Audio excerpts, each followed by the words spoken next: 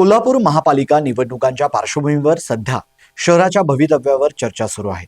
रस्ते, पाणी, स्वच्छता एवढ्यापुरते प्रश्न न राहता आता प्रशासन कसे चालणार, शहर किती सुरक्षित राहणार आणि विकासाची दिशा काय असणार, हे प्रश्न केंद्रस्थानी आलेले आहेत।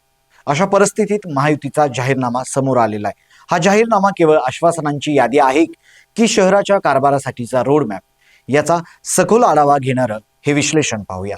नमस्कार, मी अक्षय जहागीरदार आणि आपण पाहत आहात सकलम।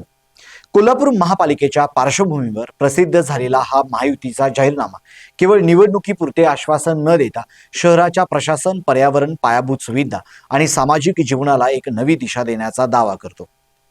जाहीरनाम्याचा केंद्रबिंदू म्हणजे डिजिटल प्रशासन।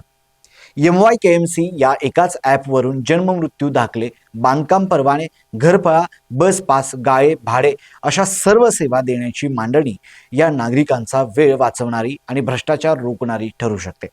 मात्र ही संकल्पना प्रत्यक्षात उतरवण्यासाठी तांत्रिक क्षमता, मनुष्यबळ, प्रशिक्षण आणि सायबर सुरक्षेवर ठोस काम करावे लागणार आहे। यासोबत नवीन महापालिका भवनाची उभारणी आणि नागरिकांच्या सूचनावर आधारित सहभागी अर्थसंकल्पनाची संकल्पना ही पारदर्शकतेकडे टाकलेलं पाऊल असले तरी अशा सूचनांचा स्वीकार कितपत गांभीर्यानं केला जाईल हे पाहणं महत्त्वाचं ठरणार आहे आणि या आश्वासनांची पूर्तता करणं हे महायुतीसाठी महत्त्वाचं ठरणार आहे। घरपळा आकारणीसारख्या संवेदनशील विषयावर जाहीरनाम्यात थेट निर्णय जाहीर न करता नागरिक, तज्ज्ञ आणि व्यावसायिकांशी चर्चा करून धोरण ठरवण्याची भूमिका घेतलेली जी आवश्यक वाटते। महापालिकेच्या आरक्षित जागा ताब्यात घेऊन त्या मूळ उद्देशासाठी वापरण्याचा दावा प्रशासकीय इच्छाशक्तीची कसोटी पाहणारा ठरू शकतो।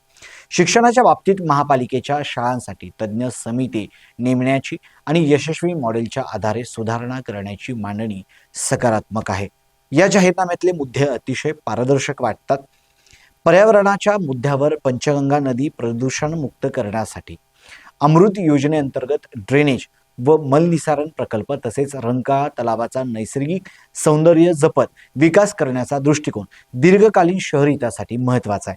सार्वजनिक वाहतुकीसाठी पुढील 5 वर्षात 200 इलेक्ट्रिकल बसेस, ज्येष्ठ नागरिकांसाठी मोफत प्रवास, सशुल्क पार्किंग तळ आणि CCTV सुरक्षेचे जाळं या योजना शहर अधिक सुरक्षित आणि पर्यावरणपूरक करण्याचा प्रयत्न दर्शवतात।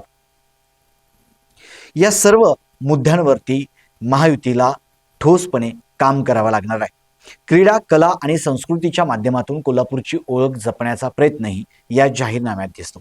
कोल्हापूर केसरी, कुस्ती स्पर्धा, संगीत महोत्सव, कला पुरस्कार, हस्तकलेचे ब्रँडिंग आणि महाराणी, ताराराणी पुरस्कार यामुळे सांस्कृतिक अस्मितेला बळ मिळू शकतं। उद्योगभूमी विकास आणि IT हबसाठी पायाभूत सुविधा उभारण्याचा दावा महत्त्वाकांक्षी असला तरी त्यासाठी आवश्यक मनुष्यबळ, शिक्षण व्यवस्था आणि कनेक्टिव्हिटी निर्माण करणे हे मोठे आव्हान महायुतीसमोर असणार। झोपडपट्टी धारकांना प्रॉपर्टी कार्ड, महिलांसाठी स्वच्छतागृह, ऑक्सिजन पार्क आणि ज्येष्ठ नागरिकांसाठी विरंगुळा केंद्र या योजना सामाजिक समावेशाचं चित्र उभे करतात। महायुतीने हा जाहीरनामा सर्वसमावेशक व व्यापक केला आहे। प्रत्येक घटकाचा समावेश करण्याचा प्रयत्न या ठिकाणी केलेला आहे। एकूण पाहता हा महायुतीचा जाहीरनामा व्यापक, सर्वसमावेशक आणि भविष्याभिमुख आहे। मात्र या जाहीरनाम्याची खरी परीक्षा आश्वासनात नाही तर अंमलबजावणीत आहे। एकंदरीत पाहता हा महायुतीचा जाहीरनामा महत्त्वाकांक्षी आहे आणि कोल्हापूरला आधुनिक, सुरक्षित आणि पर्यावरणपूरक शहर बनवण्याचा दावा करतो। मात्र शहराने याआधीही अनेक जाहीरनामे पाहिलेले आहेत, त्यामुळे या जाहीरनाम्याचं यश शब्दात नाही तर ते अंमलबजावणीत आहे। नागरिकांच्या अपेक्षा उंचवलेल्या असताना दिलेली आश्वासने प्रत्यक्षात किती उतरवतात यावरच या जाहीरनाम्याची विश्वासार्हता ठरणार आहे। सकलम न्यूजसाठी आम्ही या प्रत्येक मुद्द्याच्या अंमलबजावणीवर लक्ष ठेवणार आहोत। धन्यवाद।